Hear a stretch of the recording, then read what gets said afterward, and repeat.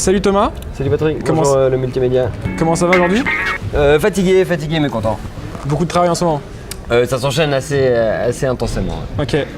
On va revenir sur ton gala de vendredi soir, Oui. Génération Stand-Up. C'est Grégoire Fureur et Jean-Luc Barbeza qui se sont dit que t'étais prêt quand ils t'ont vu à Juste pour Rire. Ouais, il paraît. Quand ils te proposent, t'es comment? T'es surpris ou t'es fier? Bah, j'étais un peu surpris parce que c'était tard dans l'année. En général, les galas ils se font quasiment maintenant pour l'année prochaine. Et là, c'était en été, puis on a bossé à la fin de l'été. Donc c'était dans l'urgence. Donc c'était même pas. J'ai pas eu le temps de trop réfléchir. J'ai dit oui, puis il fallait déjà bosser parce qu'on était déjà en retard. Mais fier en tout cas, ouais, surpris un petit peu parce que je pensais que ce serait pas cette année. Et content maintenant que c'est fait. Surtout. Alors justement, comment s'est barrée la préparation? On a commencé par faire une liste d'artistes parce que c'est quand même le plus important pour moi dans un gala, plus que le concept, plus que n'importe quoi, c'est d'avoir des gens drôles. Ils savaient qu'en me confiant ça, ce serait pas un truc avec un fil rouge, avec une histoire, avec beaucoup de mise en scène, etc. et que ce serait du stand-up. Et dès le début, j'ai dit, moi, ce sera que des stand-up, il n'y aura pas d'histoire, il n'y aura rien, ce sera que des gens drôles. Ils ont accepté. Donc après, on a établi une liste, on a contacté les gens. En fonction de la disponibilité, on a réussi à réunir que des gens qui étaient sur ma liste. Donc c'est cool, une vraie carte blanche. Et après, on a commencé à bosser un peu ce que j'allais raconter, les transitions, machin, mais ça s'est fait un peu dans l'urgence. C'était D'accord. surtout fin du mois de novembre. Et en tout cas, on t'a senti un peu ému quand même pendant le gala. Bon, c'est normal, j'imagine. Et beaucoup de gens ont dit que c'était un excellent gala. Toi, t'en as pensé quoi? Bah, je l'ai pas vu. Ouais, mais après, t'en as pensé quoi? Mais écoute, j'étais content des réactions. Alors, il faut dire qu'à Montreux, après n'importe quel gala, tout le monde dit que c'était excellent, donc il faut attendre 2-3 jours pour voir ce qu'ils disent à la fin, tu vois. Mais j'étais très fier de tous ceux qui sont venus, tous mes potes ont fait des passages incroyables. Oui, j'avais beaucoup d'émotions, beaucoup de fierté parce que c'est quand même un exercice difficile, je savais pas si ça allait marcher. T'étais stressé? Oui, bah, j'étais moins stressé dès le moment où j'ai mis un point final au texte, mais comme c'était genre à 19h30, Ouais. j'étais stressé pendant longtemps. Écoute, je suis un peu dans ma bulle, donc j'ai de la peine à dire est-ce que ça s'est bien passé ou pas. J'attends de revoir les images, mais en tout cas, hyper satisfait, hyper content. Et les gens ont eu du plaisir, c'était complet. C'est difficile de demander mieux, honnêtement. D'accord. Et t'as terminé le gala avec Yoann Provenzano. Ouais. Vous avez fait du slam ensemble. Et d'ailleurs, t'avais commencé par faire du slam avant l'humour. Est-ce que c'était un peu. T'as souhaité un peu te rendre hommage au Thomas d'il y a 5-6 ans? Non, en fait, à la base, je voulais rapper, mais on a réalisé que s'il y avait de la musique, les gens n'écouteraient pas les paroles.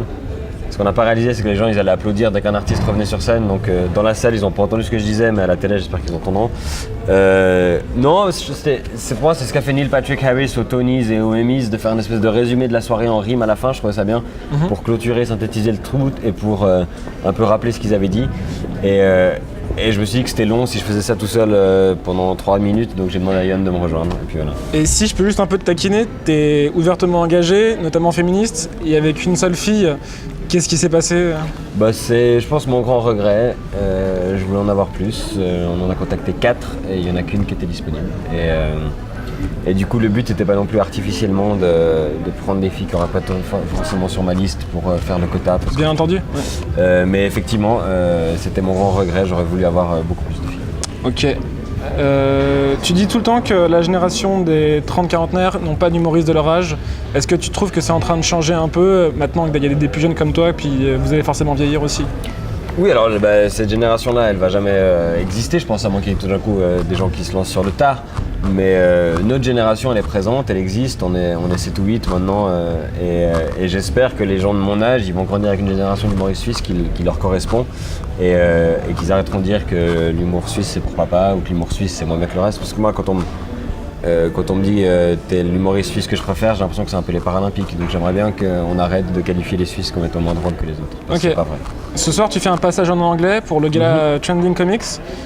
Comme je sais que tu adores tout ce qui est influence anglo-saxonne, est-ce que tu te réjouis de rencontrer, ou peut-être que tu as déjà rencontré les humoristes et de aussi voir leur passage? Oui, je me réjouis beaucoup. Il y a vraiment des noms impressionnants, des gens du monde entier. J'ai un peu la pression, je crois qu'ils m'ont mis tout à la fin en plus.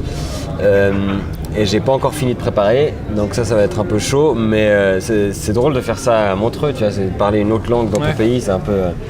J'ai l'impression que je vais parler en langue des signes, un peu, c'est chelou, je sais pas qui sera dans la salle, je sais pas si c'est des gens qui savent qui je suis, des Suisses, des expats, donc c'est un peu Le gros point d'interrogation, j'ai jamais fait un gala en anglais. Mais je rappelle juste que t'as déjà fait des passages en anglais. Ton premier passage au Lido, c'était en anglais, je crois. Oui, dans des comedy clubs j'ai déjà fait, mais j'en ai fait très peu comparé aux français, mais j'en ai fait très peu depuis longtemps. Ok. Donc c'est un peu kamikaze, mais oui, je me réjouis et de nouveau je me réjouis que ce soit fini. On change de sujet un petit peu. T'es amateur de presse, tu lis tout le temps des articles. T'avais même commencé un peu du journalisme chez Vigous il y a des années. Et t'as aussi des interviews toutes les semaines, en ce moment j'imagine tous les jours. Ouais, un peu, ouais. Quel est ton regard sur la profession? Est-ce que tu penses que maintenant les journalistes ils connaissent mieux le stand-up et ils savent aussi informer correctement sur ce que c'est? C'est en train de changer ça. Le regard des humoristes des journalistes sur l'humour et sur le stand-up en particulier, c'est en train de changer, je suis très fier. C'est vrai que mes premières interviews, j'entendais beaucoup de questions très clichés sur le stand-up, puis des gens, ça se voyait qui ne maîtrisaient pas du tout le sujet. Et à force de répondre et de faire un peu la leçon, ils sont intéressés. Là, il y a eu un article récemment de 24 heures sur l'histoire du stand-up qui était très bien. Et c'est la preuve que les journalistes font un boulot de qualité, qu'ils s'informent, etc., mais qu'on ne peut pas être des experts sur tout et que ça vient avec le temps. Et la méfiance envers les journalistes, c'est une des grosses questions et un des gros regrets que j'ai de nos jours. Les gens qui ne font pas confiance, la réinfosphère, les gens qui vont s'informer dans un endroit pas fiable, les fausses infos, tout ça. Je trouve ça très dangereux, très dommageable. Et qu'on soit sceptique et qu'on regarde plusieurs sources et qu'on exige des excuses et des rectificatifs quand les journalistes se trompent, c'est normal. Qu'on ignore 100% de ce qu'ils disent, c'est hyper dangereux et à mon avis on va se tirer une énorme balle dans le pied si ça continue dans ce sens. C'est un métier, tu trouves que vraiment beaucoup de monde ne comprend pas très bien. Enfin, on sait ce que c'est rapidement les médias, on voit la télé ou les journaux, mais on ne comprend pas la déontologie. Là, c'est passé d'être des journalistes d'investigation, des journalistes de culture, des journalistes de sport à les médias. Et les médias, c'est 9 fois sur 10 quand on utilise le terme les médias, c'est négatif.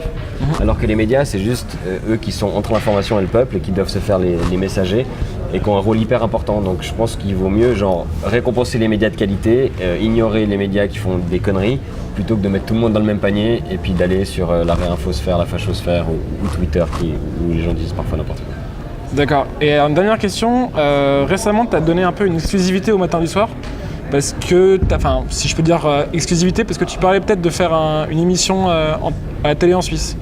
Non, c'est pas une exclue, je crois, ça fait longtemps que... Ah, ça fait longtemps ? C'est dans l'air. Bah, ça fait longtemps que... On m'a demandé une fois, c'était à la RTS d'ailleurs, à la matinale, est-ce que tu aimerais faire ça ? Puis j'ai dit oui. Ok. Puis ça a surpris les gens, comme si c'était un secret. Bah évidemment, si on me demande si j'aimerais faire ce que font mes idoles aux États-Unis, je dis oui. Et la RTS est un peu attentive, on a discuté une ou deux fois, mais c'est très préliminaire, il n'y a rien pour l'instant. Mais c'est un truc qui me trotte dans la tête et que j'aimerais bien essayer. Et je suis assez peu confiant sur le fait que ça se fera et que ça marchera, mais j'aimerais bien essayer. Et est-ce que tu aimerais éventuellement inclure du roast dans le show comme aux États-Unis ? Parce que je sais que tu aimes beaucoup. J'aimerais bien que le roast vienne un peu plus ici. J'étais hyper content de faire ça avec Kian dans le gala et de prouver que ça peut marcher, l'humour entre guillemets méchant. Et je pense que ça a sa place à la télé, que ce soit en Suisse ou en France, et je suis un ardent défenseur de ça. Ouais. Donc j'aimerais bien que ça vienne un peu ici et qu'on se dise qu'on peut rire aussi des trucs où habituellement on dit qu'on peut pas. Ok. Merci beaucoup. Merci Patrick.